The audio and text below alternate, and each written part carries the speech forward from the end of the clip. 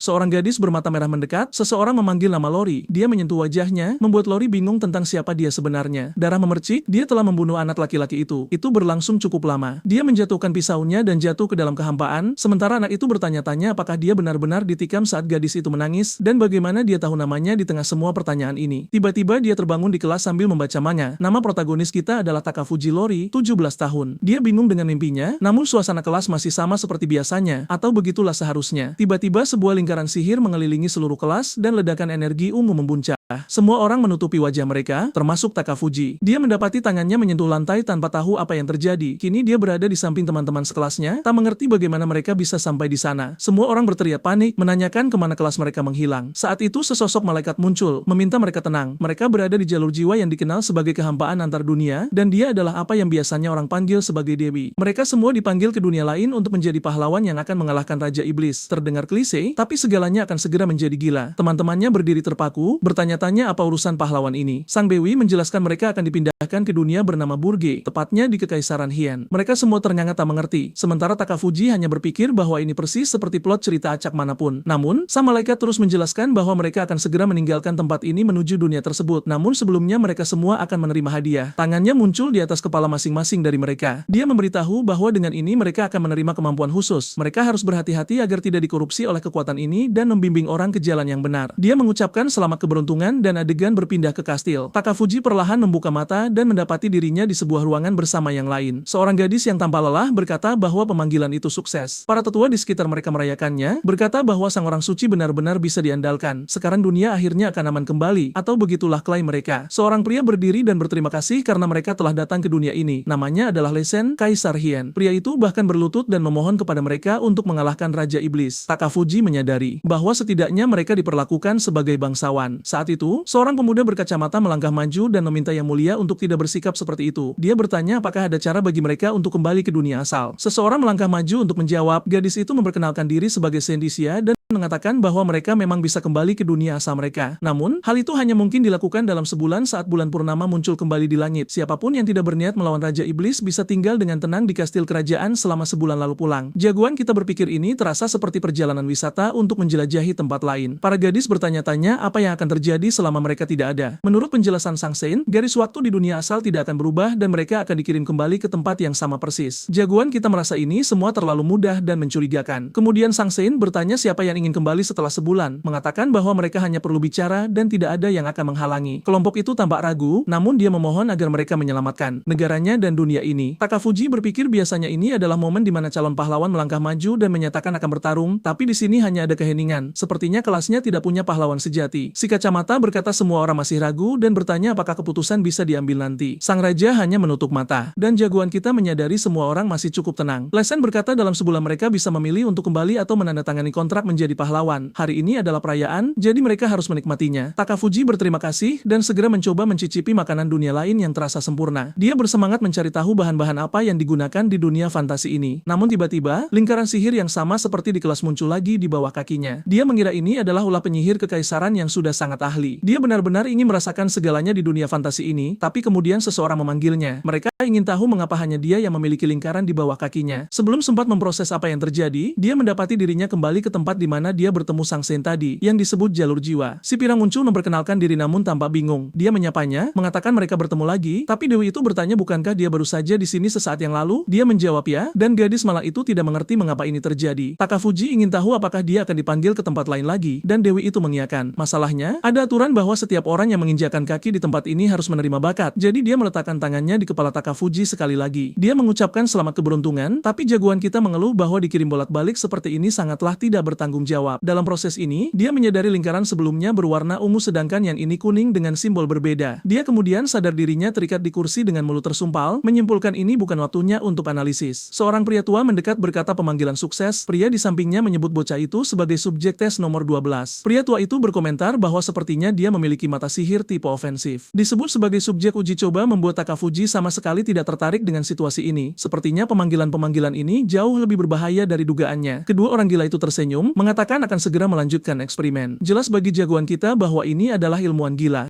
Pria itu maju membawa pisau bedah, mengatakan ini saatnya untuk mencari tahu apa sebenarnya mata sihir miliknya itu. Pria tua itu menjelaskan ada catatan bahwa manusia yang dipanggil dari dunia lain mengembangkan mata sihir tandingan dan tugasnya adalah membuktikan kebenarannya. Jagoan kita menyadari bahwa mata sihir ini pastilah hadiah yang dia terima dari Dewi saat tiba di dunia ini. Pria tua itu merentangkan tangan menjelaskan, akan bermasalah jika bocah itu mengamuk atau hilang kendali, karena itulah dia akan dihipnotis sebentar. Takafuji terkejut namun kemudian hanya melihat pria itu merapal lingkaran sihirnya. Pria tua itu menyadari bahwa efeknya tidak hanya minimal, tapi sepertinya tidak bekerja sama sekali. Masalahnya, ini seharusnya adalah mantra hipnotis tingkat tinggi. Takafuji merasa konyol bahwa ini yang mereka sebut sihir tingkat tinggi. Saat itu, pria lainnya memanggil dokter. Mata kiri Takafuji memiliki mata sihir waktu, sementara mata kanannya berisi mata sihir kebenaran. Pria itu terkejut dan merayakannya, berkata bahwa memiliki dua mata sekaliber itu sangat langka. Segera mereka mengeluarkan alat-alat, berniat melakukan pengujian. Sekarang juga karena ini luar biasa. Namun, Takafuji tahu jika mereka mulai membedah tanpa hipnotis, itu murni penyiksaan. Dia sama sekali tidak ingin itu terjadi dan bertanya-tanya apakah bisa kabur menggunakan mata sihirnya. Tiba-tiba sebuah lingkaran muncul di bawah kakinya. Para ilmuwan bingung, tapi kita sudah tahu persis apa yang terjadi. Dia muncul di depan Sang Dewi yang sekali lagi tampak bodoh. Dia berkata ini ketiga kalinya dan bertanya apakah Takafuji sangat menyukainya. Jagoan kita hanya bilang ini tak terelakkan, lalu mempertanyakan apakah Sang Dewi tahu mengapa ini terjadi. Dewi tidak tahu harus berkata apa, mengakui ini pertama kalinya hal seperti ini terjadi dan dia harus menyelidikinya lebih lanjut. Takafuji menyadari bahwa sekarang dia sudah terlalu sering melihat wanita ini hingga mengobrol santai dengan seorang dewi. Sebelum mendapat jawaban, dia muncul di depan seorang gadis bangsawan muda. Seorang elf memujinya, mengatakan luar biasa dia bisa memanggil monster humanoid di percobaan pertama. Takafuji tidak suka dipanggil monster. Di dunia ini dia diperlakukan seperti makhluk rendahan dan hampir dipaksa masuk ke kontrak kepatuhan. Tapi kemudian lingkaran sihir aktif lagi. Dia muncul kembali di depan sang dewi yang sudah tersenyum. Dewi bertanya apakah dia tidak lelah. Takafuji hanya ingin tahu mengapa pemanggilan terus berulang. Dewi berkata dia punya ide tapi waktunya sempit, jadi dia harus menjelaskan singkat. Target pemanggilan harus memiliki jiwa yang kuat untuk menyeberang antar dunia, dan sepertinya bocah itu memiliki jiwa yang luar biasa kuat dan langka. Takafuji berkata dia bahkan bukan orang suci atau orang baik, jadi aneh jika dia punya jiwa semurni itu. Dewi berkata ini bukan soal kemurnian tapi soal kekuatan. Yang dia butuhkan adalah jiwanya terikat pada salah satu dunia untuk mengaktifkan kontrak pahlawan agar semua ini berhenti. Adegan beralih ke kastil di mana seorang gadis memegang bola kristal berkata dia kini punya kemampuan untuk mencuri kemampuan. Dia terkesan dengan kecantikan gadis itu. Dalam pemanggilan keempat ini dia menerima hadiah lagi. Dia berlari lurus ke arahnya untuk membentuk kontrak pahlawan. Namun sebelum dimulai, teleportasi aktif lagi. Pada kelima kalinya, dia dipanggil melalui sihir hitam. Gadis pemanggilnya kelelahan dengan pakaian robek-robek sementara dia muncul santai di puncak kastil di Gunung Paco. Pada pemanggilan keenam, dia dibawa sebagai Raja Iblis yang bangkit dan semua monster merayakannya. Tapi sekarang kembali di langit, sang malaikat berkomentar bahwa dia telah mengumpulkan kemampuan luar biasa. Takafuji terkesan. Kemudian Dewi berkata pemanggilan berikutnya mungkin yang terakhir. Karena itulah dia akan menggabungkan semua kemampuannya, dan saat dipanggil lagi, dia harus memeriksa statusnya. Dia mungkin bisa melihatnya dengan mata kanan. Di dalam sebuah kastil, seseorang menyambut sang pahlawan. Dia membuka mata dengan tenang, mengira mulai lagi, tapi tiba-tiba dia kini bersama orang lain. Di tempat ini ada siswa SMA bernama Ryu Shinzaki dan gadis lain bernama Tamaki Kuroa. Dia memanggil teman-temannya dan gadis terakhir bernama El Isoge muncul. Saat itu, seseorang di atas tahta bicara. Sang raja berkata menurut legenda mereka pastilah pahlawan. Protagonis menyadari bahwa semua orang yang dipanggil di sini saling kenal,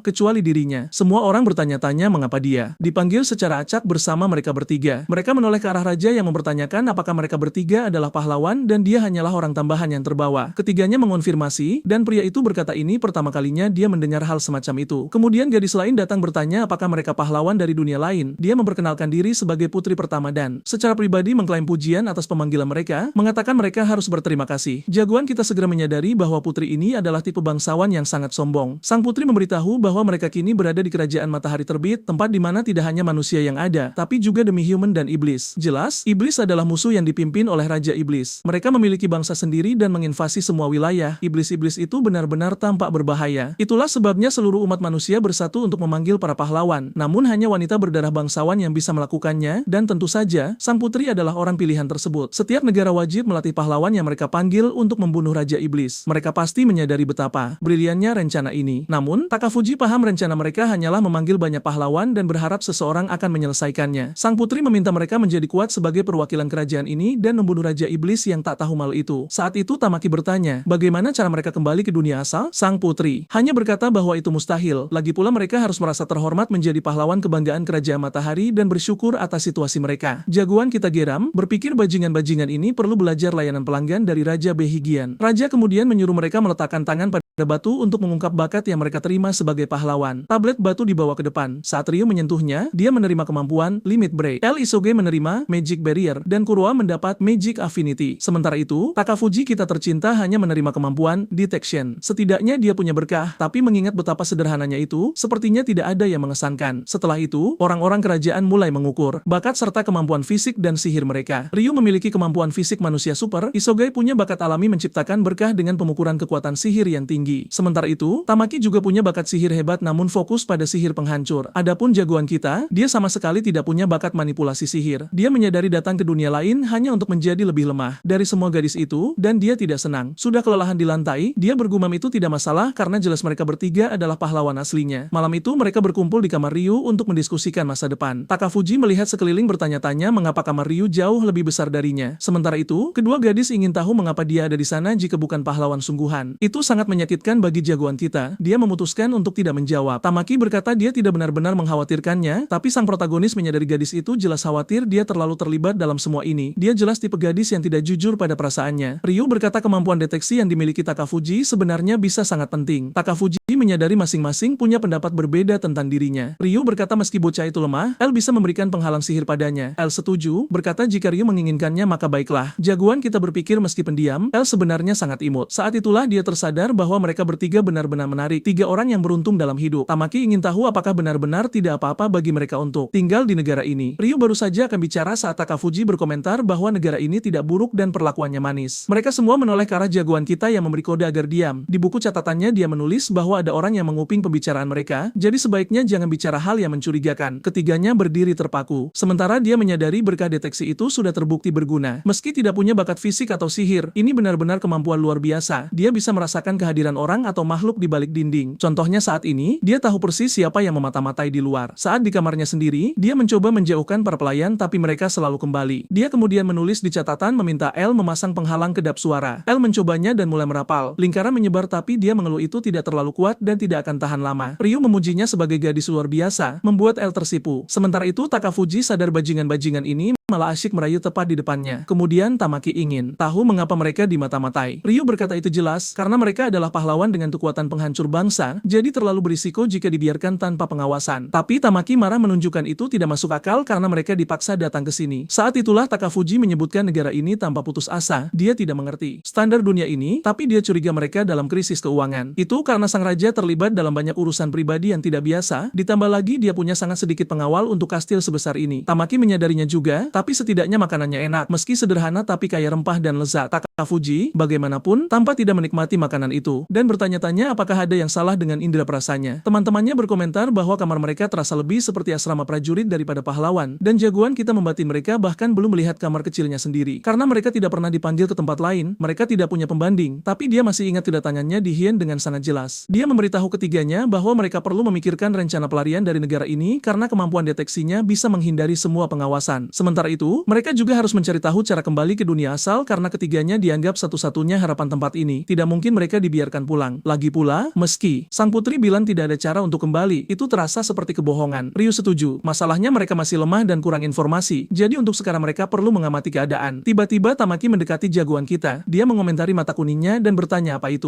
Jagoan kita segera menutupi wajahnya, menyadari dia lupa detail itu. Tidak biasa bagi orang Jepang punya mata kuning. Tapi Ryu berkata setiap orang punya rahasia yang tidak ingin dibagikan, jadi lebih baik jangan mengganggunya. Katanya, setiap remaja pasti melewati fase keren seperti ini tapi akan sembuh seiring waktu. Untuk sekarang abaikan saja. Jagoan kita menyadari Ryu mengira dia memakai lensa kontak agar terlihat bergaya seperti protagonis, tapi mungkin itu alasan yang bagus. Jadi dia memberitahu mereka, saksikanlah kekuatan mata mistis ini. Beberapa waktu kemudian dia kembali di kamarnya bertanya-tanya ada apa dengan mata ini. Dia memeriksa statusnya dan astaga, ada banyak sekali atribut yang terdaftar. Masalahnya, sama seperti kita, dia tidak tahu rata-rata dunia ini, jadi dia tidak bisa memastikan seberapa kuat atau lemah dirinya. Tapi menilai dari tes fisik, mungkin hasilnya buruk atau ada yang salah. Kemudian dia memutuskan memeriksa kemampuannya. Dia punya kemampuan berbeda di tiap mata, sihir hitam Raja Iblis, kemampuan mencuri kemampuan, dan deteksi. Dia menyadari punya atribut aneh, mungkin diterima saat dipanggil sebagai monster. Dia termasuk ras iblis dan diklasifikasikan sebagai vampir dengan peringkat baron. Dia punya debuff bernama kebencian Dewa Matahari. Pada siang hari atributnya berkurang menjadi 1/10 dan dia tidak bisa menggunakan kemampuannya. Sekarang semuanya masuk akal, dia kesulitan saat tes karena terkena sinar matahari. matahari, dan makanan terasa buruk karena mengandung bawang putih. Belum lagi saat melihat para gadis, dia merasa tertarik untuk menggigit leher mereka dan meminum darah segar. Selama ini dia terlalu fokus pada deteksi hingga lupa memeriksa apa yang terjadi di dalam tubuhnya. Banyak mata aneh, sifat vampir, dan segala macam mutasi. Dia bahkan tidak paham dia ini makhluk apa lagi sekarang. Sedikit demi sedikit dia mulai mengingat segalanya. Setelah mengingat semuanya dan mempertimbangkan semua pemanggilan, inilah yang dia miliki, kemampuan deteksi yang memungkinkannya merasakan kehadiran di sekitarnya. Dia mengambil sendok tua dan berkata dengan kemampuan lain dia bisa mengonsumsi energi material dan menciptakan senjata. Dengan itu, sendok besi tersebut berubah menjadi pisau. Mata merahnya memiliki deteksi gerakan, pemukuran absolut, penglihatan jarak jauh, penglihatan mikroskopis, penglihatan malam, kewaskitaan, ilusi, penglihatan sinar X, memori fotografis, persepsi tatapan eksternal. Ya Tuhan, daftar yang panjang. Dia menyadari setidaknya semua berhubungan dengan penglihatan, semacam mata versi 2.0. Apa yang dia kurang mengerti adalah mata kuningnya. Deskripsi menyatakan lingkaran sihir yang dilihat mata itu bisa dipindahkan ke pupilnya dan diaktifkan sesuka hati. Dia memutuskan nanti harus meluangkan waktu mempelajari sihir dunia ini. Masalahnya daftar kemampuannya panjang dan ada beberapa yang dia tidak mengerti. Setidaknya bagian vampir tidak terlalu rumit. Jika dia menguras darah seseorang sampai mati mereka jadi ghoul, jika masih perawan mereka jadi bawahan vampir, jika tidak, orang itu hanya akan jadi ghoul. Selain itu, dia bisa membunuh seseorang lalu memberikan sedikit darahnya agar menjadi pelayannya juga. Dua hal menarik adalah jika dia menguras semua darah, dia bisa mencuri ingatan dan juga kemampuan mereka. Selama dia bisa bebas menggunakan kekuatan di malam hari, tentu tidak sulit untuk menjadi kuat. Tapi pertama, dia perlu beradaptasi dengan tubuh ini dan dunia ini. Keesokan harinya di bawah sinar matahari, seseorang memperkenalkan diri sebagai komandan ksatria kerajaan matahari terbit. Nama si pirang unik ini adalah Heiana Ishida. Jagoan kita yang sedikit seksis berkata luar biasa ada ksatria wanita dan komandan di tempat ini. Mungkin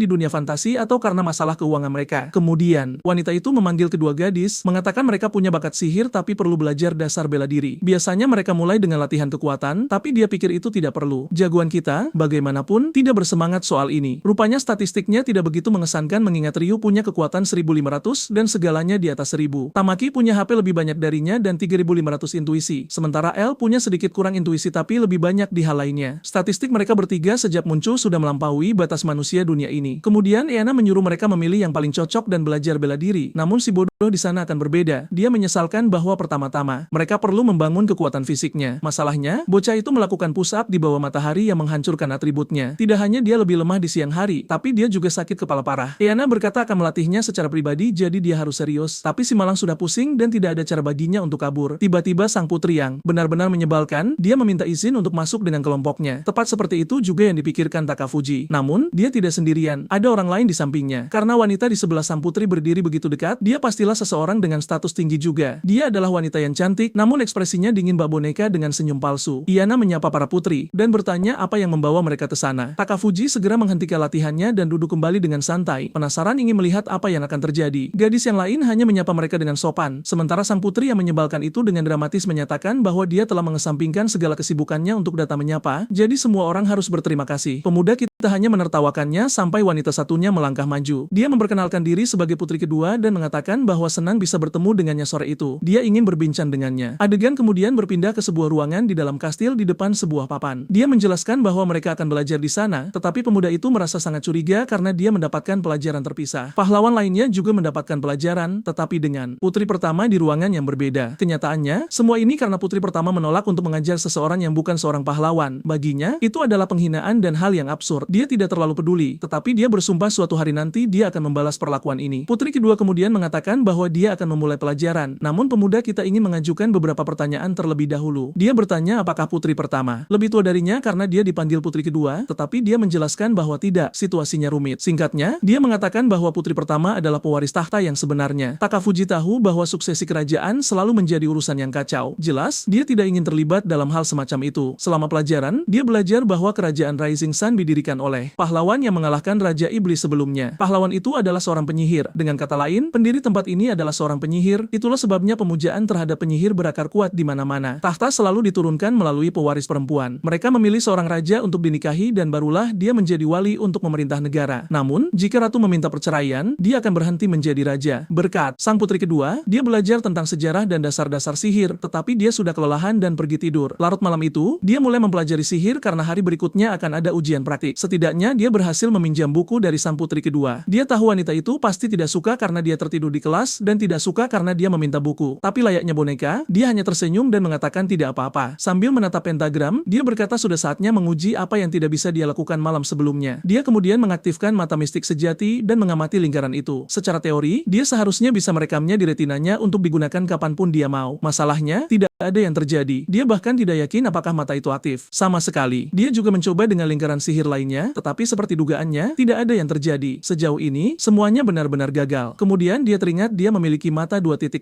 Dia melihat kertas di dekatnya dan mulai menggambar lingkaran-lingkaran itu. Penglihatan di mata itu begitu tajam hingga dia bisa mengingat dengan sempurna setiap lingkaran yang pernah dia lihat sebelum datang ke dunia ini. Secara teori, itu seharusnya mustahil. Karena hipnosis orang tua itu, tetapi matanya benar-benar berbeda dan dia mampu menggambar lingkaran itu dengan mudah. Sambil menatap kertas, energi terpancar dari matanya. Itu adalah sesuatu yang belum pernah dia rasakan sebelumnya, jadi mungkin dia akhirnya berhasil mengaktifkan benda ini. Bersemangat untuk menguji apakah itu berhasil, dia membunyikan bel kecil. Seorang pelayan masuk bertanya apakah dia dipanggil, dan pemuda kita menjelaskan bahwa dia membutuhkan bantuan kecil. Sebelum pelayan itu bisa bereaksi, dia mengaktifkan matanya dan berhasil merapalkan mantra hipnosis orang tua itu. Sedetik kemudian, mata pelayan itu menjadi kosong. Dia menyapukan tangannya ke wajah pelayan itu dan memastikan bahwa sihirnya berhasil. Untuk mengujinya lebih jauh, dia bertanya apa warna pakaian dalamnya, dan pelayan itu menjawab hitam. Dia kesal karena dia belum mengetahuinya. Lagi pula, dia punya penglihatan X-ray, kan? Mempertimbangkan semua yang telah terjadi, dia bertanya-tanya mungkin kemampuan untuk mencuri sihir hanya bisa menyimpan lingkaran dari dunia yang sama di mana dia mendapatkannya. Jika itu benar, maka satu-satunya sihir yang benar-benar dia miliki hanyalah hipnosis tingkat lanjut. Itu salah satu kemungkinan, tapi dia tidak bisa memastikannya. Ketika dia dipanggil ke dunia lain, dia juga telah melihat setiap lingkaran. Jika dia berkonsentrasi, mungkin dia bisa memanggilnya juga. Dengan itu, dia mengingat salah satunya dan berhasil menciptakan sihir itu di depannya. Alih-alih dikirim ke dunia lain, dia diteleportasi ke hutan tepat di depannya. Rupanya, dia bisa menggunakan ini sebagai mantra teleportasi, dan dia bisa menggabungkan penglihatan jarak jauh mata merah dengan kemampuan portal mata kuning. Dengan itu, dia bisa meninggalkan kastil kapanpun dia mau. Sekarang setelah dia berada jauh, tidak ada bahaya dalam menguji mantra lainnya. Dia kemudian menyentuh dinding dan menciptakan lingkaran sihir kegelapan. Dengan kemampuan ini, dia bisa mengendalikan benda mati, memindahkannya dengan bebas, dan menyimpannya di dalam bayangannya. Objek yang dikendalikan oleh sihir ini tidak bisa berinteraksi dengan apapun di luar pengaruh mantra. Namun, dia bisa melepaskan kendali, memungkinkan interaksi normal. Meskipun itu mantra yang berguna, ada batasan yang tidak nyaman. Dengan sihir kegelapan, dia juga bisa menggunakan shadow step. Kemampuan ini memungkinkan dia untuk masuk ke satu permukaan dan keluar dari permukaan lain di dekatnya. Di dalam pohon yang tipis, dia merasa aneh. Dia merasa seperti berada di area yang luas. Dia kemudian memutuskan untuk menguji kemampuan penciptaan lagi. Sebuah batu mulai larut dan dia mengubahnya menjadi pedang. Dia fokus dan menatap, mengingat setiap gerakan yang ditangkap matanya dari sang komandan. Dengan sekali lihat, dia menghafalnya dan dengan mudah mengeksekusi potongan yang sama. Sekarang sudah malam, dia berencana untuk berlatih sebanyak mungkin karena dia akan kelelahan di pagi hari. Setelah beberapa lama, energinya benar-benar terkuras, tetapi dia merasa ada sesuatu yang meningkat. Lalu sebuah jendela muncul menyatakan bahwa dia telah memperoleh ilmu pedang level 1. Dengan itu, dia belajar cara membuka kemampuan. Sekarang saatnya mencari tahu cara naik level. Menggunakan kemampuan deteksinya, dia merasakan sesuatu di dekatnya dari semak-semak. Dia melihat semacam kelinci monster yang membawa makhluk lain di mulutnya. Itu terlihat seperti burung tetapi memiliki bulu yang terasa aneh. Menggunakan keterampilan identifikasi, dia mengetahui bahwa itu adalah burung iblis keko. Masalahnya, menilai dari statistiknya, makhluk sialan ini sebenarnya cukup kuat. Kemudian dia teringat mendengar beberapa orang di kastil berbicara tentang bagaimana bulu makhluk ini digunakan untuk berbagai hal, yang membuatnya bertanya-tanya bagaimana orang selama itu bisa memburu makhluk ini. Saat dia berjalan melewati hutan, dia menemukan makhluk lain yang tampak lebih lemah. Namun, atribut terendah di antara mereka adalah 600 dan beberapa bahkan melampaui miliknya. Jelas, ini adalah hutan monster tingkat tinggi yang menjadi masalah bagi statistiknya saat ini. Dia bisa menang dalam pertarungan 1 lawan 1. Masalahnya adalah kemungkinan munculnya banyak musuh sangat tinggi. Sementara itu, kembali ke kastil, Yana yang sangat cantik sedang berjalan menyusuri aula dan memanggil, "Yang mulia." Dia memberitahu putri kedua bahwa area tersebut aman, tetapi meskipun begitu, dia seharusnya tidak berkeliaran sendirian di malam hari. Namun, sang putri kemudian mengatakan bahwa dia ingin berbincang dengannya. Dia bertanya apakah benar artefak tidak digunakan dalam pelatihan Takafuji. Sang komandan menjawab bahwa tidak ada pahlawan yang menggunakan artefak. Gadis itu mendesak masalah ini, bertanya mengapa dan menunjukkan bahwa cepat atau lambat mereka harus menggunakannya. Wanita itu melirik ke samping dan kemudian mengatakan bahwa artefak meningkatkan kekuatan, tetapi para pahlawan ini ini belum siap. Tanpa kekuatan fisik dan mental, mereka bisa menjadi terlalu bergantung padanya. Itulah sebabnya untuk saat ini, pendekatan terbaik adalah memantau mereka dan mempersiapkan mereka secara bertahap. Gadis itu menundukkan pandangannya lalu tersenyum, mengatakan bahwa dia seharusnya tidak pernah meragukan manusia terkuat. Sang komandan terdiam sejenak sebelum mengatakan bahwa senyumnya telah kehilangan cahayanya yang dulu. Putri kedua berbalik dan mengatakan dia bahkan tidak menyadarinya. Tiana kemudian ingin mengetahui pendapatnya tentang putri pertama, di mana dia menanggapi bahwa dia tahu gadis itu berbakat, berdedikasi, dan ambisius. Namun, sang komandan mempertanyakan apakah dia benar-benar mempercayai itu. Kemudian putri kedua mengatakan bahwa tempat itu aman dari bahaya, tetapi tidak aman dari orang-orang yang menguping pembicaraan. Dia kemudian mengucapkan selamat malam dan pergi. Sang komandan tetap di sana, berpikir bahwa putri Alia sangat berhati-hati, tetapi dia tidak perlu takut padanya. Beberapa hari berlalu dan pemuda kita mulai terbiasa dengan dunia ini. Jelas, para pahlawan lain membuat kemajuan. Dia adalah yang paling lambat dalam hal evolusi fisik. Pada hari pertama, Ryu sudah terlihat nyaman memegang pedang, dan sekarang dia melanjutkan jalan sebagai pendekar pedang. Tamaki mulai menggunakan tongkatnya, tetapi sihirnya memiliki kekhasan. Dia membanting mantranya ke tanah seolah-olah memegang palu raksasa. Dia tidak bisa memahami logika di baliknya. Sementara itu, LY berlatih dengan busur. Biasanya pemanah membutuhkan perlindungan, tetapi karena dia memiliki pelindung, itu masuk akal. Jadi sekarang mereka memiliki Ryu yang sangat kuat dalam pertarungan jarak dekat, Tamaki yang meledakkan segalanya dari jarak jauh maupun dekat, dan Ai yang merupakan pemanah mandiri sambil tetap membela orang lain. Pemuda kita di sisi lain hanya bisa berlatih dengan benar selama 3 hari terakhir. Dia sudah memperhatikan bahwa mereka hanya mengajarinya cara melempar senjata dari jarak jauh. Mereka melatihnya dalam gerakan siluman dan cara melumpuhkan jebakan. Jelas mereka ingin mengubahnya menjadi pengintai untuk memanfaatkan kemampuan deteksinya sepenuhnya. Tetapi ketika Mak merasa dia akan kembali ke hutan untuk mempraktikkan kemampuannya, saat ini dia berlatih mengendalikan objek secara bebas dan dari jarak jauh. Dia mengerahkan lintasan daf dan membatalkan kendali di detik terakhir sehingga akan menancap ke pohon. Namun, saat dia menatap bulan, dia masih marah dengan kutukan matahari sialan itu. Dia bertanya-tanya apakah itu akan hilang setelah dia naik level. Untuk saat ini, yang bisa dia lakukan hanyalah terus meningkatkan kemampuannya. Burung iblis keko ada di sana, meneteskan air liur saat bersiap untuk makan ketika sesuatu datang melesat ke arahnya. Manusia itu adalah Takafuji yang terbang dengan kecepatan penuh. Pria itu praktis sudah lepas landas dari tanah sekarang. Dia menggunakan kendali mana kegelapan dikombinasikan dengan kendali objek untuk menahan makhluk. Dengan itu, dia dengan mudah mendekat, mengunci mata dengan binatang itu, dan mengaktifkan hipnosis. Monster itu membeku, memungkinkan dia untuk mendekat tanpa risiko. Dia menghabisinya, mengangkatnya dengan sihir kegelapan, dan menyimpannya di dalam kehampaan.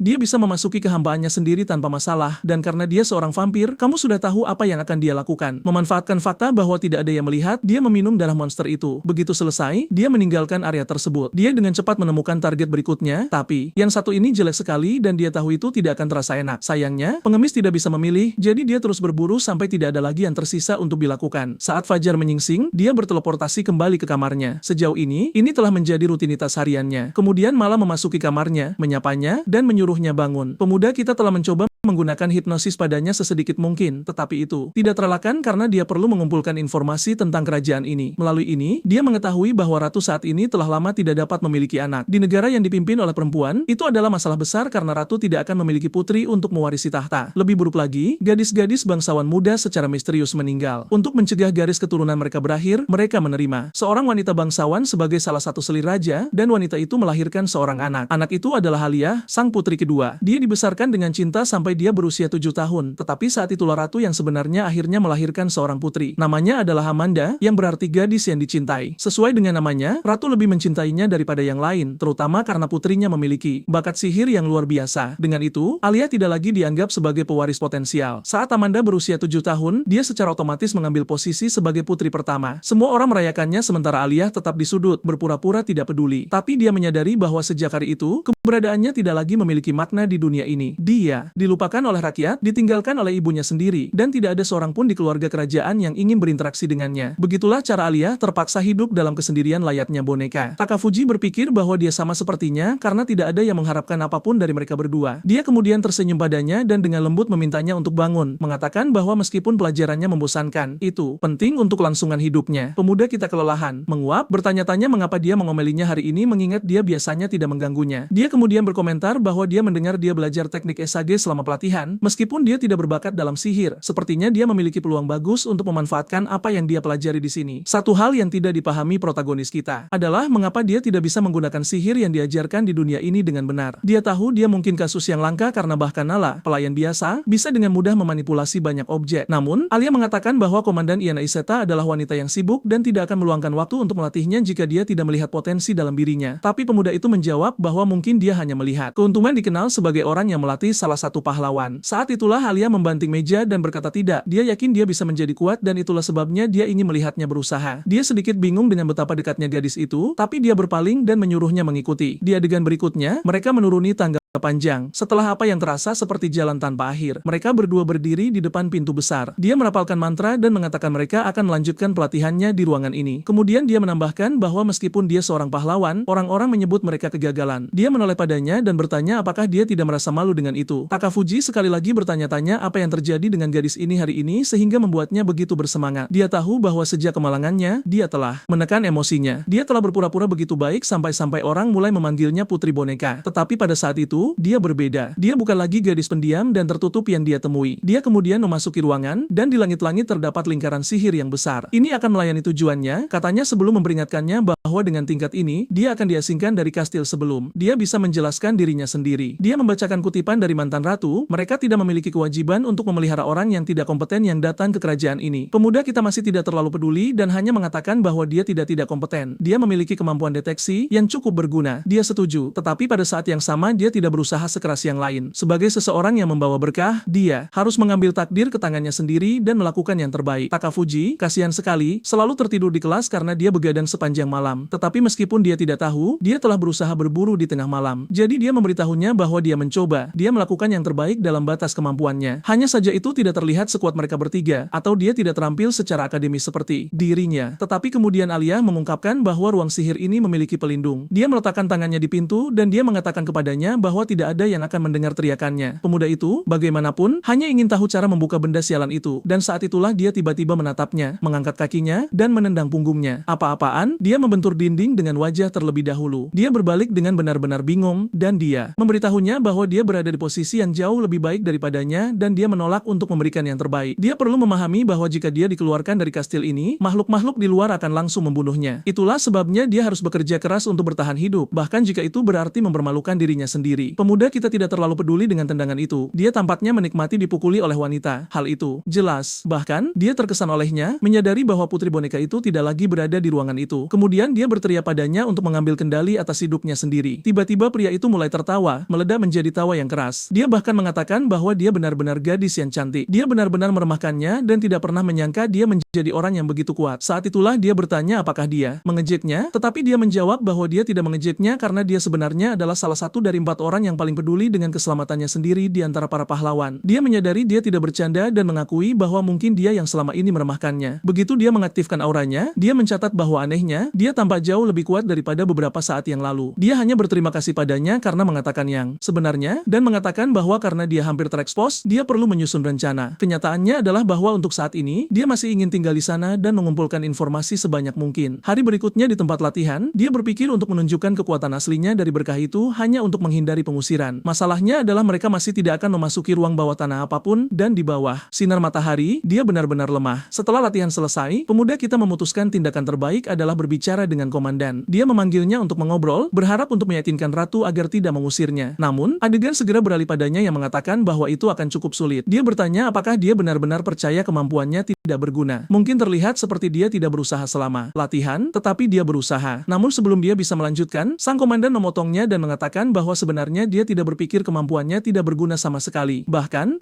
ingin dia bergabung dengan Brigade M-nya. Itu mengejutkannya, dan dia menjelaskan bahwa kemampuannya sangat berharga di ruang bawah tanah yang mereka serbu. Dia bisa menjadi alat penting dalam segala jenis petualangan. Namun, dia perlu memahami bahwa kata-katanya tidak memiliki bobot dan tidak akan pernah cukup untuk meyakinkan ratu. Tetapi jika dia memilih untuk melayani kerajaan sebagai prajurit daripada sebagai salah satu pahlawan terlemah, itu akan menjadi alasan yang cukup bagi mereka untuk tidak mengusirnya. Protagonis kita berhenti sejenak untuk berpikir. Dia tahu bahwa jika jika dia bergabung dengan ksatria negara ini, dia akan terjebak di negara ini. Itu bukan sesuatu yang bisa dia putuskan dengan begitu mudah. Jadi dia memberitahunya bahwa dia menghargai tawarannya tetapi butuh waktu untuk berpikir. Dia menanggapi bahwa tidak apa-apa dan memberitahunya bahwa jika dia pernah membutuhkan seseorang, dia bisa berbicara dengannya. Pemuda kita langsung dan bertanya apakah maksudnya dia harus pergi padanya setelah dia diusir. Dia hanya melihat keluar jendela dan berkata mungkin. Beberapa hari berlalu, pemuda kita sedang tidur di mejanya. Bertanya-tanya apakah benar orang-orang dari negara tetangga akan berkunjung. Dia menjelaskan bahwa ya, mereka akan datang karena itu adalah pesta perayaannya. Karena banyak tamu telah diundang, tidak akan ada kelas atau pelatihan hari itu. Pemuda kita kelelahan, bertanya-tanya mengapa tidak ada yang memperingatkannya tentang bencana ini. Tetapi dia hanya mengatakan bahwa siswa yang tidur di kelas tidak pantas untuk mengetahui banyak hal. Dia menyadari bahwa wanita sialan ini pun tidak menyukainya. Sesaat kemudian, kavaleri Lemon memasuki kota. Semua orang merayakan dan menyalakan kembang api sementara pemuda kita berpikir bahwa untuk negara yang bangkrut secara finansial, mereka pasti menghabiskan banyak uang untuk pesta ini. Mungkin dia harus muncul di perayaan itu karena tidak ada yang akan menyadarinya. Atau mungkin itu akan mengerikan untuk muncul di sana dan harus menjelaskan keberadaannya kepada orang-orang itu. Mereka mungkin bahkan ingin menyelidikinya dan mencari tahu mengapa 4 pahlawan dipanggil. Itu akan merepotkan. Jadi dia menepis ide itu. Tapi bukan berarti dia tidak bisa mengetahui apa yang terjadi di sana. Jadi dia mengaktifkan mata 2.0-nya dan kesadarannya mulai menavigasi melalui lorong-lorong. Dia melihat 2 putri dan berpikir bahwa gurunya tampak menakjubkan dengan gaun barunya. Tetapi seperti biasa, senyumnya masih tampak sedikit palsu. Dia melihat semua makanan mewah di atas meja dan segera menyadari bahwa Nala telah berbohong sebelumnya. Saat berbicara dengannya, dia telah menemukan bahwa salah satu alasan kerajaan ini bangkrut adalah pesta-pesta yang sangat mewah ini. Tampaknya ratu terobsesi untuk mempertahankan citra kemegahan dan kemewahan, benar-benar menguras perbendaharaan. Kemudian sesuatu yang mengejutkan terjadi. Dia melihat sekelompok orang berdiri di depan Ryu. Dia segera tahu ini adalah para pahlawan dari negara lain yang juga telah dipanggil ke sini. Salah satu dari mereka memiliki penampilan yang sangat unik dengan rambut pirang.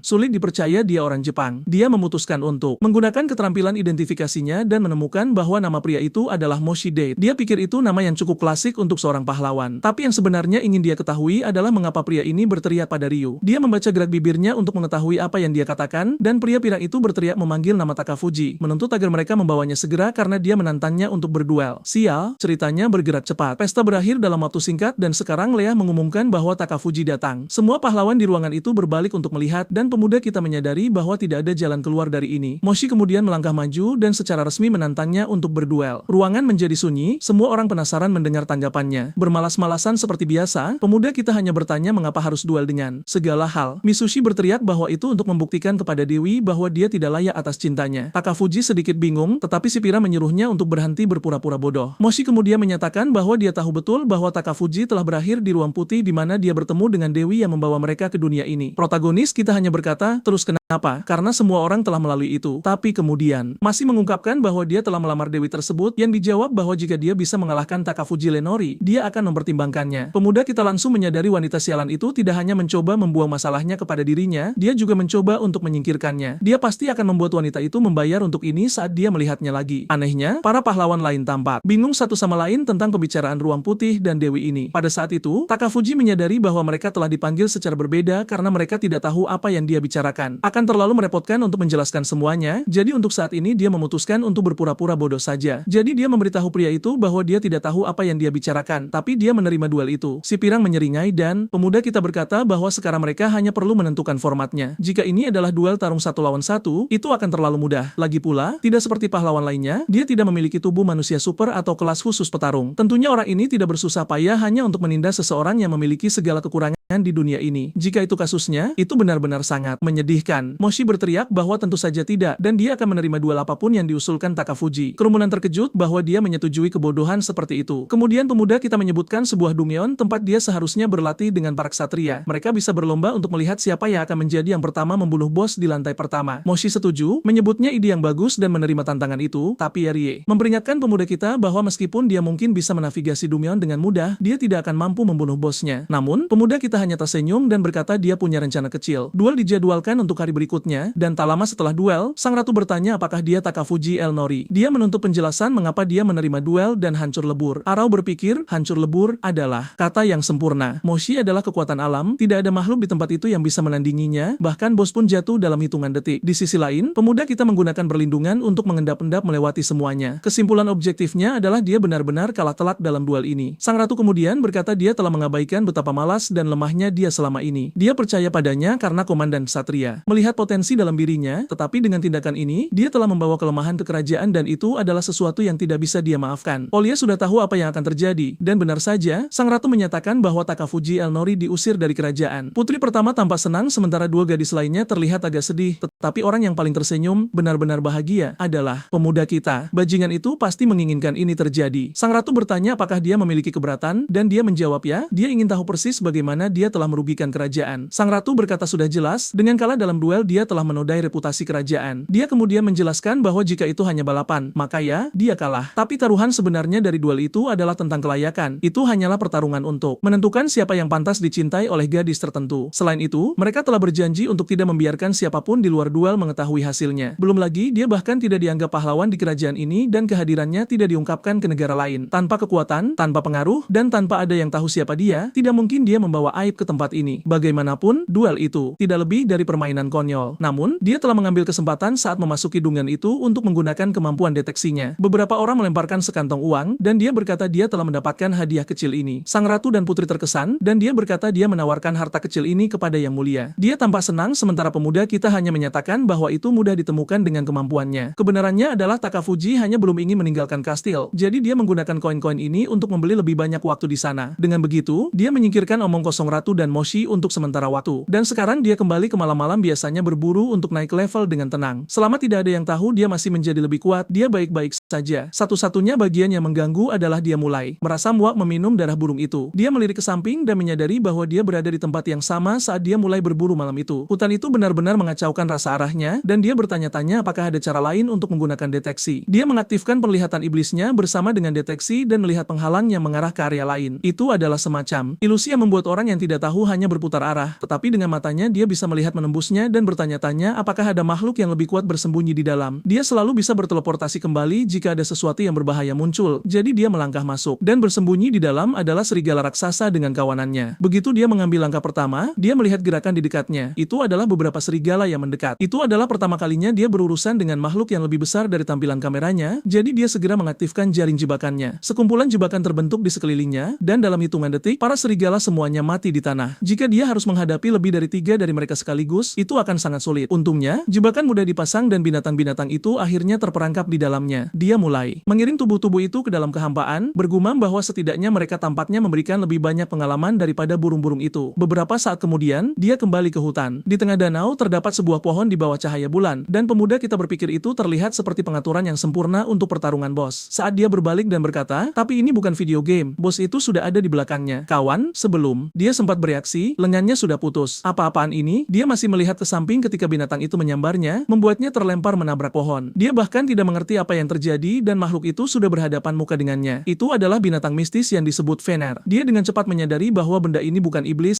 melainkan sesuatu yang sama sekali berbeda. Mungkin itu adalah semacam bos mini atau sesuatu. Karena dia tidak langsung mati, dia masih bisa melarikan diri melalui bayang-bayang, tetapi itu akan menjadi masalah mengingat betapa cepatnya makhluk itu. Namun, Fener sudah menerjangnya dengan gigitan untuk menghabisinya. Monster itu menghancurkan pohon tersebut, tetapi pemuda kita sudah tidak ada di sana. Dia sudah berteleportasi ke atas pohon lain, dan terbang pergi dengan sayap. Mengingat dunia tempat dia mendapatkan kekuatan vampirnya, dia berpikir, aku tidak menyangka akan perlu menggunakan ini secepat ini. Fener mendongak dan bertanya mengapa dia datang ke sana. Fakta bahwa dia bisa berbicara berarti itu jelas merupakan jenis binatang istimewa. Arau menjawab bahwa dia baru saja tersesat di hutan, tetapi serigala itu menyebutnya pembohong, mengatakan bahwa dia jelas telah melewati portal ilusi dan memasuki tempat ini dengan sengaja. Takafuji mengakui bahwa dia penasaran. Biasanya, sebuah ilusi digunakan untuk melindungi sesuatu yang penting, dan dia ingin tahu apa itu. Fener, bagaimanapun, berkata bahwa cukup bicara. Dia telah melanggar wilayahnya dan membunuh beberapa jenisnya, jadi dia tidak akan pergi dalam keadaan hidup. Tapi Takafuji hanya menyeringai dan berkata bahwa semakin serigala itu bicara, semakin dia yakin bahwa sesuatu yang berharga tersembunyi di sini. Sekarang dia benar-benar ingin tahu apa yang begitu penting. Serigala itu menyatakan bahwa sebagai hadiah terakhir sebelum kehidupan berikutnya, dia akan memberitahunya bahwa tanah ini adalah tempat mereka membuat perjanjian dengan seorang penyihir. Dia tidak tahu mengapa, tetapi sejak perjanjian itu, mereka telah melindungi tempat ini. Satu-satunya tugasnya adalah melenyapkan ancaman atau monster apapun yang menyerang, dan tentu saja penyusup seperti Takafuji juga menjadi target. Dengan mengatakan itu, dia memperingatkan bahwa jika anak itu diam, dia setidaknya akan mati tanpa rasa sakit. Tapi Takafuji lebih fokus pada fakta bahwa lengannya sudah kembali. Rupanya regenerasi vampir bahkan lebih mengesankan daripada yang dia bayangkan. Fener bersiap untuk menyerang, mengatakan bahwa jelas Takafuji bukan manusia biasa. Dia menerjang ke depan, menyatakan bahwa tidak mungkin dia bisa membiarkannya pergi dalam keadaan hidup. Takafuji mencoba menghindar dan area di sekitar mereka meledak. Berkat mata iblisnya, dia nyaris berhasil membaca gerakan serigala itu tepat waktu. Dia mencoba terbang menjauh, menyadari bahwa tidak mungkin dia bisa memenangkan pertarungan ini sekarang. Rencananya adalah mendapatkan jarak dengan terbang, lalu turun ke tanah dan berteleportasi keluar. Tapi, di tengah kejatuhan, makhluk itu meluncurkan rentetan serangan es. Takafuji mengangkat tangannya untuk melindungi diri, tetapi serangan itu malah menghantam pohon, menebasnya hingga terbelah dua. Serigala itu menoleh ke arahnya hanya sedetik, lalu dalam sekejap sudah menerjang untuk gigitan lain. Ledakan kekuatan lainnya, dan dia nyaris menghindar ke samping. Monster itu begitu cepat sehingga dia tidak punya peluang untuk menggunakan hipnotis dan menjadi mustahil untuk menemukan rute pelarian. Dia melihat air terjun di depan dan bertanya-tanya bagaimana dia akan keluar dari masalah ini. Serigala itu datang dari atas, mengirimkan serangan es lain sambil bersiap untuk menggigit. Pemuda kita bersiap, tetapi kali ini sayapnya benar-benar tercabik. Fener menyeringai, lalu datang untuk serangan terakhir, tetapi Takafuji menyeringai balik, mengaktifkan kemampuannya di tanah dan mengirimkan rentetan duri. Fener nyaris berhasil menghindar ke samping, menghindari tertusuk. Takafuji telah menyimpan sisa batang pohon di dimensi lain kalau sesuatu seperti ini terjadi. Masalahnya adalah situasinya tidak menjadi lebih mudah karenanya. Saat Fener mengunci pandangan padanya, Takafuji mencoba mencari celah untuk menggunakan teleportasi. Dia ingin menggunakan hipnotis untuk mengalihkan perhatian binatang itu hanya sedetik. Jadi dia mulai merapalkan sihir gelap lagi, bergumam bahwa dia harus mengulur waktu. Dia mengeluarkan beberapa belati dan serigala itu bersiap untuk membalas. Takafuji tahu dia harus menciptakan setidaknya satu celah. Dia memperluas auranya sementara serigala itu bertanya-tanya apa yang sedang dilakukan anak itu. Protagonis tahu bahwa makhluk itu sangat kuat, dia baru saja mengalami punggungnya tercabik oleh gigitan. Detik terakhir, dia mengeluarkan lebih banyak pisau dan melemparkannya ke arah kepala Fener. Serigala itu berpikir itu adalah langkah yang sia-sia. Serangan yang direncanakan dengan buruk seperti itu tidak akan berhasil padanya. Dia mengayunkan ekornya, mengirimkan rentetan es lainnya, tetapi pemuda kita memblokir dengan pisaunya. Setidaknya berkat regenerasinya, selama dia melindungi kepala dan kakinya, dia bisa terus bergerak dan tetap hidup. Sementara itu, Fener mulai terkesan dengan betapa gigihnya anak ini. Pemuda kita kemudian mengaktifkan jebakan benang hitam. Pepohonan di sekitarnya sudah ditandai, dan serigala itu tertangkap dalam ikatan tersebut untuk pertama kalinya. Fener tampak tidak bisa bergerak. Takafuji menyeringai sejenak, tetapi dalam beberapa saat semua pohon hancur. Serigala itu hanya menyatakan bahwa sesuatu seperti itu bahkan tidak akan meninggalkan goresan. Tertegun dan ketakutan, Takafuji kembali mencoba melarikan diri, menyadari bahwa dia hanya punya satu pilihan tersisa. Saat dia menghindari lebih banyak serangan es dan serigala itu menerjang untuk gigitan lain, dia berdoa agar ini berhasil. Dia menendang pohon, meluncurkan dirinya ke langit dengan gerakan parkour. Serigala itu berasumsi dia mencoba melarikan diri dengan terbang. Bodoh sekali, dia mengirim serangan ekor lainnya, menyatakan bahwa anak itu baru saja membuat dirinya menjadi sasaran empuk. Tetapi saat dia bergerak, Takafuji telah memasang benang menggunakan mata satunya, dan sekarang seluruh area yang dia lalui telah berubah menjadi lingkaran teleportasi. Dia mengaktifkannya, mengatakan, sekarang tidak mungkin kamu bisa kabur. Serigala itu menyadari anak itu telah lenyap dari atas dan bertanya-tanya kemana dia pergi. Tapi Takafuji sudah berada di punggung Fener, membisikkan rencana itu berhasil. Selamat tinggal, sobat. Dengan itu, dia menusuk mata serigala itu langsung. Binatang itu melolong pesakitan saat Takafuji dengan santai berkomentar bahwa dipukuli adalah gayanya. Tapi makhluk mistis itu mulai mencambuk ekornya, melenyapkan segalanya di sekitar. Salah satu serangan nyaris mengenai pemuda kita, tetapi sekarang setelah binatang itu buta, menghindar jauh lebih mudah. Awalnya dia pikir dia hanya mengeluarkan satu mata, tapi tidak, anak itu cepat, dia telah menebas keduanya. Monster itu benar-benar buta, tetapi cara gerakannya berhenti membuat Takafuji menyadari sesuatu. Itu mencoba menemukannya melalui indera penciuman dan aura haus darah yang terpancar dari makhluk itu sangat mengerikan. Sekali lagi, dia menerjang untuk gigitan, tetapi pemuda kita hanya berkata, ya, kurasa sudah waktunya pergi. Serangannya melambat dan berteleportasi pergi secara mudah. Serigala itu tertinggal, bertanya-tanya kemana bajingan itu pergi. Setelah beberapa lompatan teleportasi, Takafuji jatuh ke tempat tidurnya, benar-benar kelelahan. Setelah semua penderitaan itu, semua yang berhasil dia lakukan adalah sedikit melukai makhluk itu, tetapi lain kali dia akan menang. Sejak hari itu, dia mulai menyusup ke penyimpanan peralatan kastil, mengumpulkan bahan dan logam berkualitas tinggi kalau terjadi keadaan darurat seperti itu lagi. Selama pertarungan, Takafuji berhasil mencuri beberapa bulu Fener. Bahan itu memiliki sifat kristalisasi dan pengerasan. Segera setelah dia menerapkan sedikit sihir gelap itu, segera memadat. Itu menjelaskan mengapa setiap kali monster itu menyerang, ada lonjakan energi dalam serangannya. Jika ini adalah bahan yang bereaksi terhadap sentuhan manusia, dia bertanya-tanya apa yang akan terjadi jika dia membuat senjata dengannya. Dia akhirnya membuat sejenis benang bernama Gener. Ini adalah untayan yang tidak bisa dihancurkan, tidak peduli seberapa besar kekuatan yang diterapkan padanya, dan ketika diinfus dengan sihir, itu mengeras dan mengkristal. Baginya, ini sempurna. Bahkan Fener sendiri tidak akan bisa mematahkannya. Dia kemudian punya ide dan memodifikasi benang untuk membentuk sarung tangan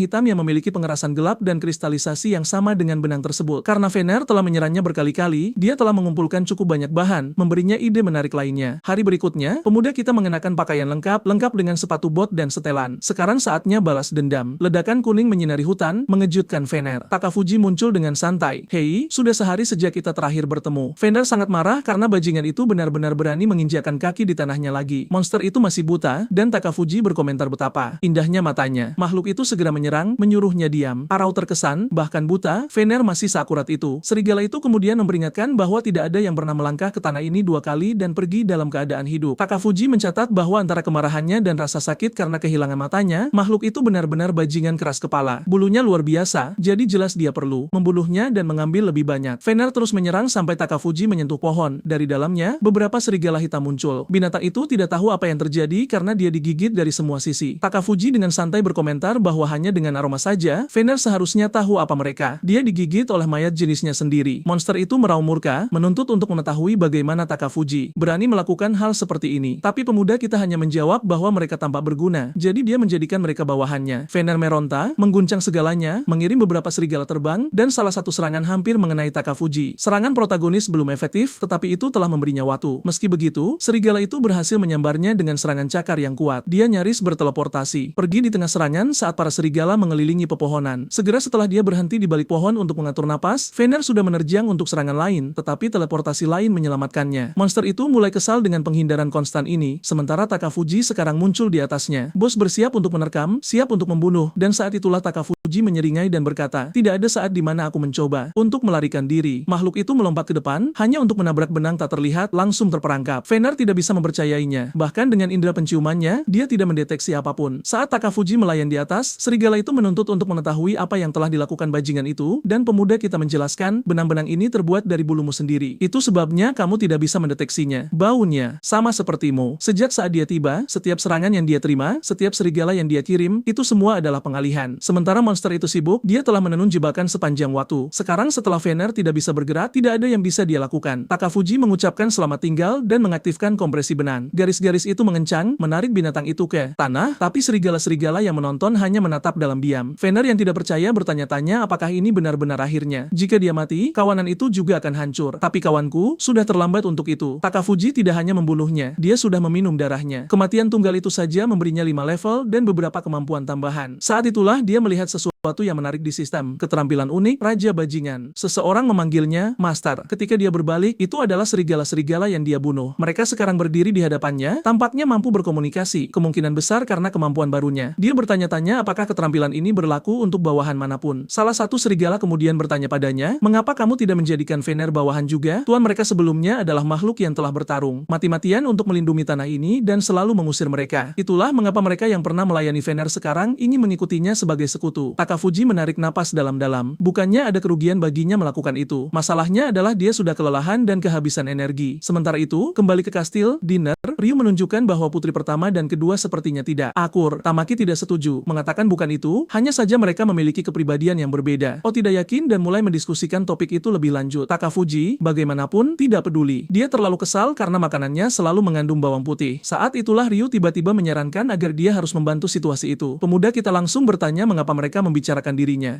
Atau Tamaki bisa menanganinya. Mereka perempuan, jadi mereka bisa saja berbicara dengan para putri. Tapi Ryu bersikeras, Takafuji memiliki kelas dengan putri kedua dan lebih dekat dengannya. Jadi mungkin akan lebih mudah untuk menemukan cara mendekatkan kedua saudara perempuan itu. Takafuji hanya menjawab bahwa putri pertama keras kepala sekali dan mencoba berdamai di antara mereka tidak akan pernah berhasil. Tapi kemudian Ryu memberitahunya. Untuk tidak khawatir, cukup bertanya dan dia akan mendengarkan. Pemuda kita tidak tahu mengapa, dan Ryu menjelaskan bahwa itu karena dia benar-benar jatuh cinta padanya. Menilai dari reaksi gadis itu, pemuda kita menyadari bahwa reputasi Ryu akan hancur. Ryu kemudian menambahkan bahwa jika dia setuju, dia bisa meminta hari libur sekali seminggu. Dan karena pemuda kita membenci pelatihan siang hari, dia langsung setuju. Masalahnya adalah pertama-tama dia harus berbicara dengan putri pertama, jadi dia mengetuk pintunya. Dia sudah berdiri di sana dengan tangan bersedekap, mengatakan bahwa dia hanya berbicara dengannya karena Ryu memintanya. Jadi lebih baik dia bicara dengan cepat. Saat dia di dalam, dia sudah ingin kembali ke kamarnya. Sebelum dia sempat membuka mulut, dia menyatakan bahwa untuk hari ini saja dia akan mengizinkannya untuk berbicara langsung dengannya. Dia harus merasa sangat berterima kasih atas kesempatan langka tersebut. Dia mengabaikan semua yang dia katakan dan malah memperhatikan betapa mewahnya kamar itu. Melihat reaksinya, dia dengan sombong berasumsi dia terpesona oleh kekayaan yang dimilikinya, kekayaan yang tidak akan pernah dia peroleh seumur hidupnya. Dia kemudian menunjuk ke figur bebek dan bertanya apakah dia benar-benar menyukai itu. Amanda mendengus, menyebut, dia bodoh, dia bangsawan, semua miliknya adalah hadiah dari ibunya atau dari keluarga bangsawan. Pemuda kita hanya ingin menghilang dari sana dan memutuskan untuk menyelesaikan ini secepat mungkin. Jadi dia akhirnya mengungkit subjek hubungannya dengan putri kedua. Amanda segera memotongnya, mengatakan bahwa dia tidak pernah peduli padanya. Takafuji menyadari dia seharusnya tidak menerima kesepakatan bodoh ini. Lelah dengan trik-triknya, dia dengan datar menyatakan bahwa Ryu memintanya untuk membantu kedua putri agar lebih sering berbicara, tetapi Amanda menjawab bahwa dia pribadi tidak tertarik dengan itu. Dia tidak cukup mengerti mengapa, dan dia berkata bahwa sebagai rakyat jelata dia bahkan tidak seharusnya terlibat. Dia menggosok wajahnya karena frustrasi. Dia harus mengambil jalan yang mudah. Dia kembali menyebutkan bahwa ini adalah permintaan dari Ryu dan bahwa dia akan sangat sedih jika kesempatan ini tidak berhasil. Tiba-tiba dia antusias, memintanya untuk menjelaskan detail rencananya. Setidaknya dia cukup kekanak-kanakan untuk taktik itu berhasil. Beberapa waktu kemudian, Amanda menjelaskan bahwa hubungan mereka tidak selalu seperti ini. Saat mereka lebih muda, mereka bergaul dengan sangat baik. Mereka berbicara dan menghabiskan seluruh waktu mereka bersama. Alia selalu cerdas dan suka bermain dengannya serta bersenang-senang. Itulah sebabnya Amanda selalu suka mengikutinya. Tetapi suatu hari, entah dari mana, Alia mulai menjauhkan diri. Tak lama setelah itu, Amanda berusia 7 tahun dan menerima gelar putri pertama, mewarisi hak atas tahta. Saat itulah dia mengetahui bahwa Alia bukan saudara perempuannya, bukan juga putri dari ibu yang sama. Sejak hari itu semuanya berubah, menyebabkan hubungan yang tegang seperti yang mereka miliki sekarang. Kebenarannya adalah untuk menjadi ratu, dia harus menjalani pelatihan yang sangat ketat. Hanya melalui pengalaman itulah, dia menyadari betapa luar biasa dan baiknya Alia. Dia mendapati dirinya berharap bahwa Alia masih berada di sampingnya. Tetapi orang dewasa tidak pernah mengizinkan itu, dan jarak di antara mereka hanya tumbuh. Dia berpaling dan berkata bahwa itu saja yang ingin dia katakan. Takafuji setidaknya mengerti sekarang. Semua arogansinya berasal dari cara orang dewasa membesarkannya. Sama seperti kamarnya, tidak ada yang benar-benar mencerminkan dirinya. Segala sesuatu miliknya, dan bahkan kepribadiannya sampai batas tertentu, telah dibentuk oleh orang lain. Bertindak superior. Hanyalah satu-satunya cara dia bisa mengungkapkan sedikit saja individualitas. Amanda kemudian berbaring di mejanya dan berkata bahwa sekarang setelah dia berbagi segalanya, dia harus memberinya saran. Takafuji mengatakan kepadanya bahwa dia harus pergi ke Alia dan berkata, mulai sekarang, aku akan memanggilmu kakak. Tapi Amanda menjawab bahwa jika dia mengatakan sesuatu seperti itu, semua pelayan akan mulai bergosip. Dia tertawa dan bertanya, apakah pelayan entah bagaimana adalah tuan dari sang putri? Aneh bahwa calon ratu bahkan tidak diizinkan untuk memutuskan cara bertindak. Dia mencoba menjelaskan bahwa itu hanya akan menyebabkan masalah bagi Alia, tetapi dia mengatakan kepadanya bahwa Alia tidak selemah yang dia pikirkan. Dia ragu sejenak, lalu akhirnya berkata bahwa dia akan mempertimbangkan apa yang dia katakan dan berterima kasih padanya. Tanpa mengatakan apa-apa, dia hanya meninggalkan ruangan itu. Beberapa waktu kemudian, dia menceritakan semuanya kepada Nala. Pelayan itu mendengarkan tetapi tampaknya tidak terlalu bersemangat tentang itu. Tetap saja, dia mengatakan dia akan menyampaikan pesannya. Pemuda kita tahu bahwa ini adalah cara terbaik untuk menyampaikan pesan karena Nala juga dekat dengan putri kedua. Keesokan paginya, Nala mendatanginya, mengatakan dia punya sesuatu untuk diberitahukan kepadanya tentang putri kedua. Dia bertanya apa itu, dan dia berkata bahwa Alia telah mengirim kabar bahwa hari ini mereka akan mengadakan sesi pelatihan khusus. Oh, Takafuji sudah tahu bahwa masalah sedang datang. Di tengah jalan yang sibuk, disitulah dia mengikuti kedua putri kemana-mana. Dia bertanya-tanya mengapa mereka harus datang jauh-jauh ke sini hanya untuk sebuah pelajaran. Alia menjelaskan bahwa membiasakan diri dengan jalanan dan suasana kota adalah bagian penting dari studi sosial. Itulah sebabnya dia akan menemaninya ke tokonya. Dia bertanya apa yang akan mereka beli, dan dia menyarankan agar mereka melihat-lihat beberapa aksesori. Sudah di dalam toko, dia bertanya-tanya mengapa seorang putri secara pribadi berbelanja untuk sesuatu seperti ini. Dia benar-benar asyik dan kemudian bertanya padanya mana yang menurutnya terlihat lebih baik. Tidak terlalu peduli, dia hanya. Mereka berdua tanpa serasi. Namun saat itulah Alia memintanya untuk fokus karena hadiah itu bahkan bukan untuk dirinya. Ia tampak bingung, jadi Nala menjelaskan bahwa itu adalah kado untuk ulang tahun sang putri pertama. Setelah menyampaikan pesannya, Alia membalas bahwa besok mereka akan pergi bersama untuk membelikan kado bagi saudara perempuannya yang baru ditemukan itu. Ia berkata paham, tapi ingin tahu mengapa mereka begitu peduli dengan pendapatnya. Alia menjawab bahwa karena ia telah masuk ke kamarnya dan berbicara cukup lama, mungkin ia tahu lebih banyak soal selera Amanda daripada dirinya sendiri. Namun, ia menjelaskan bahwa kamarnya hanya berisi hadiah dan tak ada satupun yang ia pilih sendiri. Jadi apapun pilihannya pasti akan cocok. Sang putri kedua bertanya apakah itu berarti hadiah tidak berguna, tetapi ia menjelaskan bahwa nilai sebuah hadiah datang dari siapa yang memberikannya. Itulah mengapa ia yakin apapun yang ia pilih sudah cukup. Nala mengira anak laki-laki itu bersikap baik, padahal ia hanya memberikan jawaban tercepat agar bisa pulang dan segera tidur. Meski begitu, sang putri kedua merasa senang dan langsung pergi membeli hadiahnya. Pelayan itu memuji pemuda mereka, mengatakan bahwa berkat dia mereka punya ide ini, dan melihat Alia tersenyum, ia merasa sangat senang senang melihatnya bahagia lagi. Alia berbalik bertanya apa yang sedang mereka bicarakan dan Nala dengan cepat mengalihkan pembicaraan. 5 hari berlalu, setidaknya ia telah diundang ke pesta ulang tahun putri pertama. Tempat itu dipenuhi dengan makanan yang sangat mahal dan tamu-tamu berstatus tinggi. Semua orang berdiri di sana tampak seperti orang bodoh yang digambar dengan buruk, seperti yang ia katakan, sementara pemuda kita mengamati segalanya dengan mata iblisnya seperti biasa. Ia sedang menguping percakapan dengan Alia dan bertanya-tanya di mana sang putri kedua. Kemudian, ia melihat Alia bersembunyi di balik pilar. Ia tampak gugup untuk mendekati adik perempuannya mengingat Amanda sedang berbicara dengan Ryu, jadi bisa dimaklumi jika terlibat dalam percakapan itu akan terasa sulit. Ia memutuskan untuk turun tangan dan membantunya, jadi ia tiba-tiba muncul di samping Alia yang membuatnya terlonjak kaget dan bertanya apa yang ia lakukan di sana. Takafuji membalas bahwa terakhir kali ia menendangnya, jadi ia tidak perlu merasa bersalah soal itu. Ia bertanya kemana perginya keberanian yang tadi, lalu mendorongnya ke depan. Alia terhuyung tepat ke arah Amanda. Para bangsawan menatap dengan bingung sementara pemuda kita hanya berharap ini tidak berubah menjadi bencana. Ia sudah melangkah sejauh ini dan sekarang ia hanya perlu menyerahkan kadonya. Alia menarik napas dalam-dalam dan mempersembahkan hadiah itu kepada Amanda. Amanda ragu sejenak lalu membuka kotak itu dan mengintip ke dalam. Ia kemudian berkata ingin segera memakainya dan Alia membantunya memasangnya di rambut. Amanda berbalik bertanya bagaimana penampilannya dan Alia mengatakan itu sangat cocok untuknya. Amanda tersenyum dan pesta berlanjut seperti biasa. Lalu Amanda berkata ia menginginkan hadiah lain. Ia ingin Alia mulai memanggilnya kakak. Alia terkejut dan tiba-tiba teringat masa kecil mereka bersama. Ia kemudian berkata akan senang melakukannya. Amanda terkejut dan mereka berpelukan dalam momen yang emosional. Sementara itu, Takafuji hanya berdiri di sana berpikir bahwa setidaknya masalah ini sudah terselesaikan. Anehnya, Raja dan Ratu juga tampak senang akan hal itu, yang membuatnya berpikir gadis-gadis ini membuang waktu dengan memperpanjang masalah tanpa alasan. Ryu memberitahu pemuda kita bahwa ide untuk membiarkannya menangani ini sangat bagus, yang dijawab bahwa ia telah bekerja keras untuk mewujudkannya, jadi ia lebih baik mendapatkan imbalan yang layak. Ryu berkata oke, ia akan mencoba mencari sesuatu yang pantas, tapi melihat kedua putri itu, ia benar-benar senang semuanya berhasil. Takafuji, di sisi lain, hanya berpikir bahwa pria ini selalu bersikap seperti pahlawan yang sempurna. Ia kemudian berpamitan, menyatakan bahwa ia akan mencari udara segar. Saat ia melangkah keluar, Alia mendekatinya dan berterima kasih. Pemuda kita hanya memintanya untuk tidak khawatir, tidak ada seorang pun di sekitar yang mendengarkan percakapan itu. Alia tersenyum mengatakan bahwa kemampuan deteksinya benar-benar membuat segalanya lebih mudah. Takafuji kemudian bertanya apakah ia merasa lebih baik sekarang karena sudah mulai mengekspresikan emosinya. Ia marah, mengatakan bahwa jika ada orang yang tidak pernah menunjukkan emosi, itu adalah dirinya. Namun tiba-tiba, terjadi pertumpahan darah di lantai ruang dansa. Semua orang syok dan pemuda kita menyadari bahwa setelah ini, Alia tidak akan pernah dipanggil sebagai putri boneka lagi. Jeritan bergema di seluruh aula dan mereka berdua menoleh ke arah suara itu. Alia hendak berlari tapi ia menghalangi jalannya dan menyuruhnya untuk tetap di tempat. Ada kepala yang terbang di udara dan raja serta ratu tewas. Apa-apaan yang terjadi di sini? Seorang pria berteriak, memerintahkan para koruptor untuk diam. Ia menyatakan bahwa para penguasa lama telah menghabiskan keuangan kerajaan secara sembrono tanpa memedulikan rakyat. Raja yang tidak melakukan apapun untuk menghentikan ratu juga pantas mati. Itulah mengapa ia, seorang pria bernama Fit yang memiliki darah bangsawan, kini akan naik takhta dan orang bernama Ayana akan menjadi ratu baru. Sial, itu adalah komandan yang melatih pemuda kita selama ini. Sekarang segalanya menjadi rumit. Mereka berdua berdiri di sana terkejut sementara. Amanda yang malang mendekati kepala ibunya yang terpenggal. Ia mulai mengaktifkan kekuatannya, menyebut mereka gila. Ia sudah menyiapkan bola cahaya, tapi gadis itu, ini bukan ide yang bagus. Jelas sekali Ayana bergerak dalam sekejap dan menebasnya. Ia tidak membunuhnya, tapi sial, saya merasa kasihan pada gadis itu, setidaknya ia tampak keren.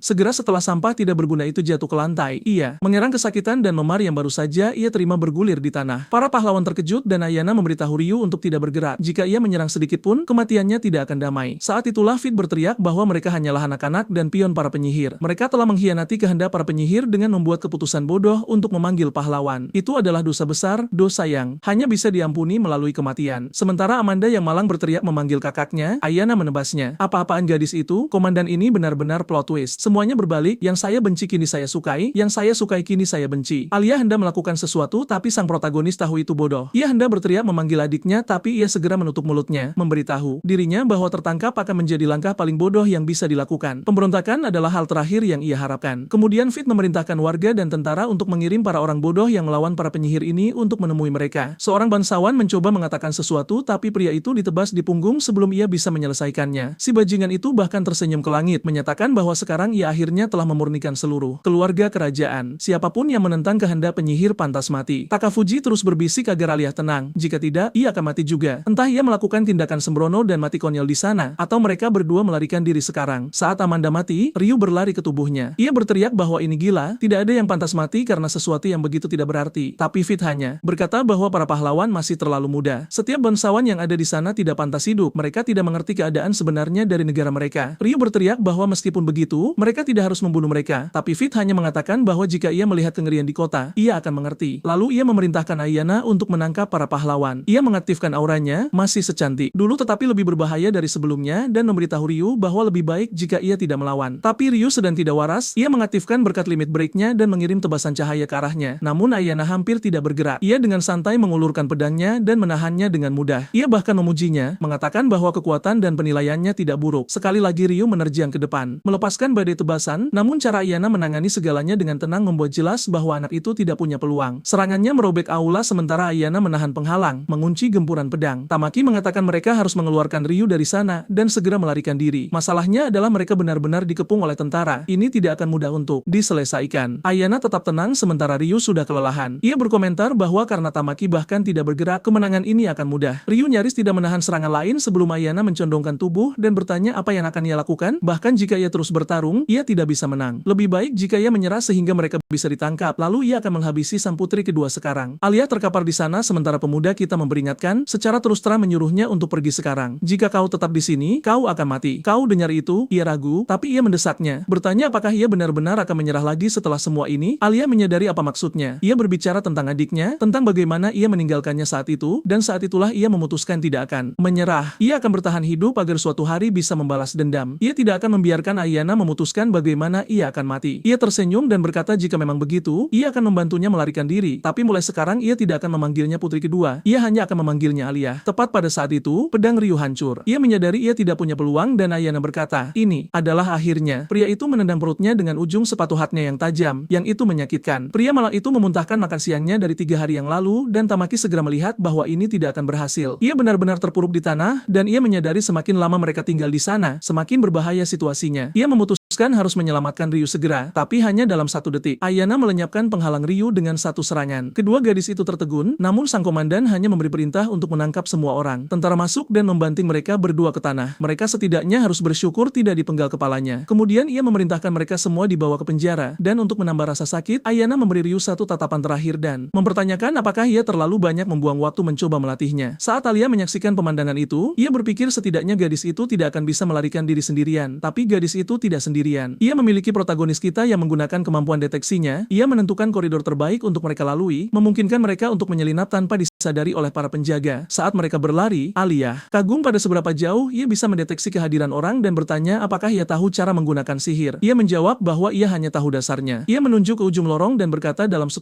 detik, 3 tentara akan muncul. Ia harus mengurus mereka. Ia ragu, bertanya apakah mereka tidak bisa menghindari mereka saja, tapi ia menjelaskan itu bukan pilihan. Ia menarik napas dalam-dalam, mengangguk padanya dan ia terus menghitung mundur. 2 detik, sebuah pedang muncul. 1 detik, dan ia menembakkan semburan udara. 3 bola terbentuk di sekitar kepala tentara itu, memutus suplai oksigen mereka dan mereka jatuh pingsan. Takafuji terkesan, tidak heran ia adalah gurunya. Alia menjelaskan bahwa jauh lebih mudah menggunakan sihir saat kau punya waktu untuk bersiap seperti itu, tapi kemudian ia menyadari bahwa ia tampak lelah dan bertanya apakah ia baik-baik saja. Pemuda kita hanya membalas bahwa sayangnya musuh mereka tidak peduli apakah ia baik-baik saja atau tidak. Lalu ia terus berlari, mengatakan mereka harus memanfaatkan keamanan yang lemah. Ia berhasil melumpuhkan para tentara itu, tetapi ia yakin ia tidak punya peluang melawan Ayana. Tujuan utama pelarian ini adalah agar tidak terlihat olehnya. Wanita itu berada di level yang benar-benar berbeda. Mereka menemukan ruangan kosong dan ia memastikan setidaknya tidak ada orang di sana. Ia mencari rute pelarian dan kemudian bertanya apakah ia baik-baik saja dengan semua ini. Ia bertanya karena telah terjadi pembantaian semua pelayan di istana. Ia ngeri karena mereka sampai sejauh itu membunuh setiap pelayan. Alia berjalan ke sudut dan memanggil Nala. Pria malang itu, gadis itu tidak pantas mati. Ia memeluknya erat-erat dan pemuda kita segera teringat apa yang ia katakan sebelumnya, bahwa hanya dengan melihat sang putri tersenyum sudah cukup untuk membuatnya bahagia. Ia terdiam sejenak, lalu setelah beberapa saat, Alia dengan lembut membaringkan Nala untuk beristirahat dan berterima kasih padanya karena telah menunggu. Ia berkata itu sempurna karena ia butuh waktu untuk memulihkan diri, tapi pertanyaan sebenarnya sekarang adalah bagaimana mereka akan melarikan diri. Ketiga pahlawan sudah berada di balik jeruji besi dan Ayana menjelaskan bahwa ia telah menempatkan segel di penjara yang tidak mungkin ditembus dari dalam, jadi mereka sebaiknya tetap di sana. Tamaki menyuruhnya untuk melepas borgolnya kalau memang begitu aman, ia ada benarnya. Tapi kemudian Ryu menjelaskan bahwa tidak mungkin aliansi pahlawan akan diam jika mereka dikurung seperti ini. Mereka pasti akan digunakan sebagai sandera dan borgol itu ada di sana agar mereka tidak bisa bunuh diri. Ayana sebenarnya memujinya, mengatakan bahwa untuk seseorang yang pemarah, ia ternyata cukup tenang. Tapi Ryu telah mengaktifkan auranya dan ia sangat marah. Bahkan para gadis pun terkejut oleh niat membunuh yang terpancar darinya. Sang komandan mengenali tatapan itu, teringat kembali pada hari-harinya di medan perang. Ia pernah melihat ekspresi itu sebelumnya, wajah seseorang yang marah pada kelemahan mereka sendiri, persis seperti dirinya di masa lalu. Ia terus menatap Ryu yang penuh amarah, lalu berbalik dan berkata bahwa ia terlalu muda. Ia tidak akan bertahan lama jika tidak melepaskan emosi itu. Jika ia tetap tenang sebelumnya, ia setidaknya bisa menyelamatkan Tamaki atau Alia. Sekarang ketiganya terkunci di sana. Dengan itu ia pergi sementara mereka hanya duduk di sana tampak seperti orang bodoh. Ryu mengepalkan tinjunya karena frustrasi, kesal pada fakta bahwa wanita sialan itu masih bertindak seperti mentor yang bijak bahkan dalam situasi seperti ini. Berjalan menaiki tangga, Ayana tidak percaya bahwa mereka masih belum ditemukan. Takafuji melarikan diri bahkan lebih baik dari yang ia harapkan. Ia kemudian memerintahkan tentara untuk bergerak lebih cepat dan memberikan like pada video ini yang membantu Mamoru membuat konten yang lebih segar untuk pemirsanya. Aktifkan lonceng kecil yang nakal, dan saya pamit.